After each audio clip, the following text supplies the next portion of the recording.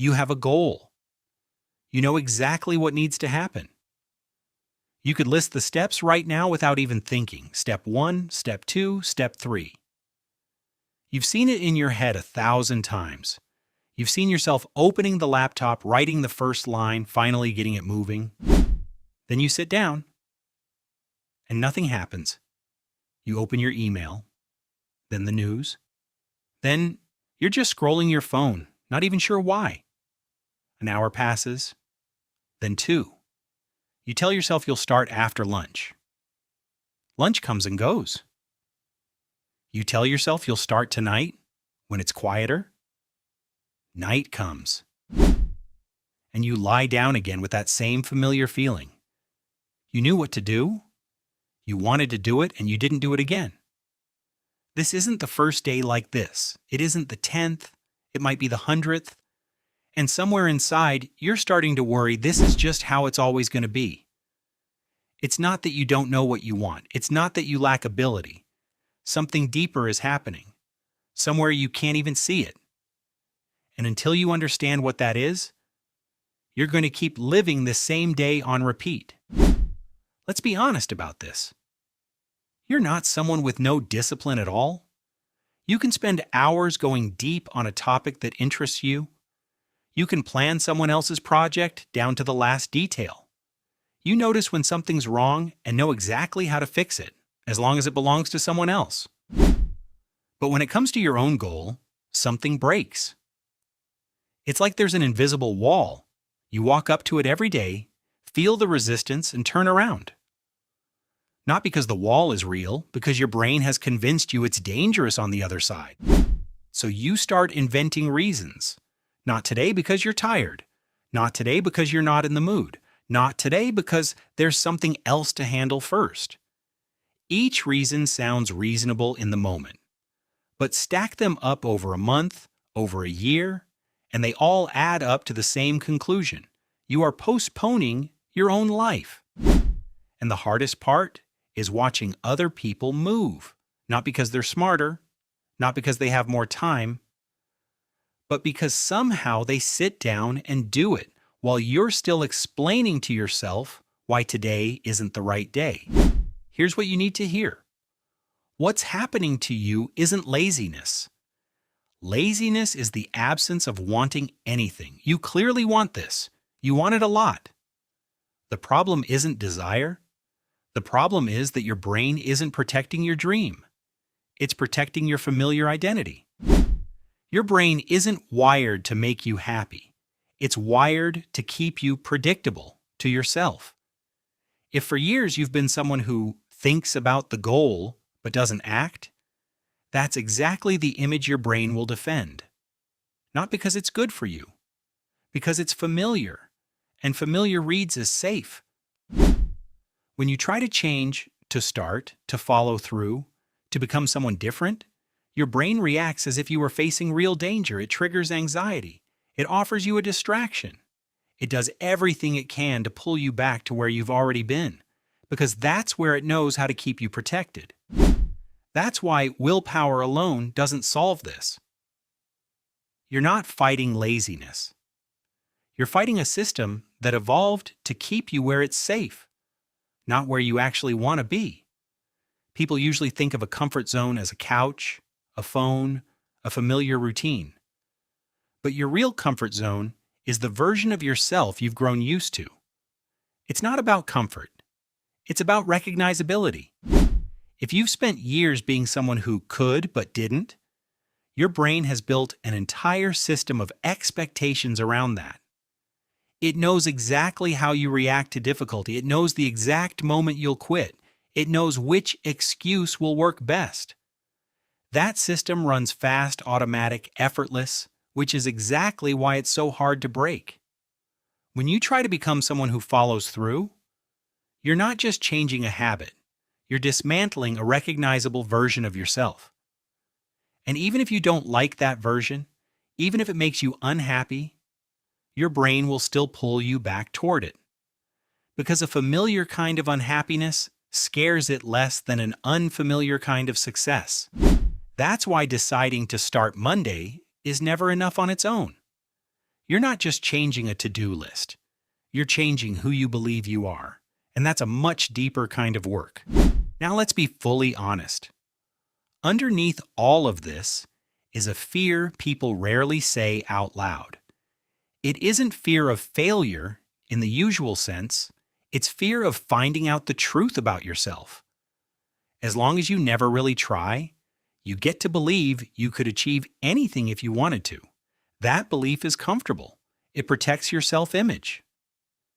But if you actually sit down, give it everything, and it still doesn't work the first time, you have to face something less comfortable. Maybe you need to grow, learn, fail, and try again, just like everyone else. That's why it's easier to stay in the fantasy. In the fantasy, you've already won. There are no awkward first drafts, no failed attempts, no outside criticism. Reality is always messier than imagination, and part of you chooses to stay in your head, because that's where it feels safer. But here's the trap. The fantasy never builds your life. It only postpones your meeting with reality. And the longer you postpone it, the more terrifying that first step starts to look, simply because too much expectation and too much fear have piled up around it. Here's a thought that can change how you see all of this. Failure isn't the opposite of success. Inaction is the opposite of success. When you try something and it doesn't work, you get information. You learn what didn't work. You learn what half worked. You get a little more precise on the next attempt. That's movement, even when it looks like falling. When you do nothing, you get nothing. No experience, no data, no growth. You just stand still and watch time pass. And that's the most expensive thing you can lose. Not money, not opportunities, but time, which never comes back. The people you admire aren't less afraid of failure than you are. They just decided that inaction scared them more. They chose to move imperfectly instead of standing perfectly still. And that single difference accounts for the entire gap between where they are and where you are. So how do you actually get out of this? The first thing to understand is that goals don't change people. Identity changes people. If you set a goal to write a book, your brain treats it as a one-time task somewhere in the future. It's easy to postpone because it isn't connected to who you are today. But if you start thinking of yourself as someone who writes every day, even one paragraph, you create a completely different dynamic. Every small action becomes proof of who you are, not a step toward a distant goal. Start with something absurdly small. Not an hour of work, 5 minutes. Not a perfect paragraph. One rough draft. Not a full workout. 10 push-ups. The point isn't the result of that specific action.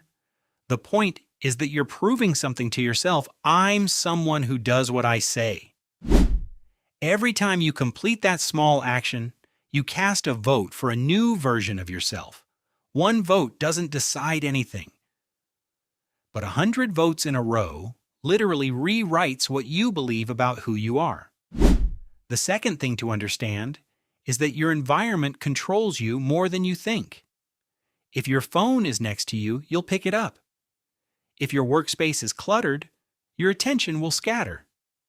If nothing around you nudges you toward action, you'll have to talk yourself into it every single time. And willpower runs out faster than you'd expect. Successful people don't have a superpower for focus. They just design their surroundings better. They remove temptation ahead of time instead of fighting it in the moment. They put the phone in another room before they sit down to work, instead of resisting it every 5 minutes. Block out a specific time in your day for the one thing that matters most. Protect that time like it's a meeting you can't reschedule. Clear off your desk, physical and digital. Close the extra tabs. Make distraction harder than focus. Every decision you don't have to make again tomorrow is energy saved for the work that actually matters. Now here's something almost nobody says honestly, you're still going to slip. There will be days you pick up your phone, instead of sitting down to work. There will be days when 5 minutes turns into nothing. That doesn't mean the method is broken. It means you're human. The problem isn't the slip itself. It's what happens after. Most people turn one bad day into an excuse for a bad week. One missed step becomes a reason to quit entirely. It's not discipline that breaks first. It's self-criticism that drains what little motivation was left. Instead, try talking to yourself the way you talk to a friend who made a mistake. Not "I ruined it again." But "today didn't work out and that's fine, I'm coming back tomorrow." Forgiveness isn't an excuse for inaction. It's what lets you conserve enough energy to try again instead of drowning in guilt. Guilt doesn't make you more productive. It just adds another layer of weight to something you're already struggling to carry. You are not broken. You are not hopeless. You are not someone without discipline. You're someone whose brain spent years learning to protect a familiar version of you because it believed that was safe. But whatever was built can be rebuilt. This won't happen in one evening, and that's fine. Nobody's asking you to become a different person by tomorrow morning. All that's being asked of you is one small action today. Not perfect, not massive, just real. Close this video and go do one thing that moves you forward.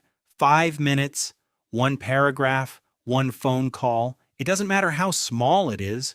What matters is that it actually happens, not just in your head. You've spent long enough living in the version of your life where all of this exists only as a dream.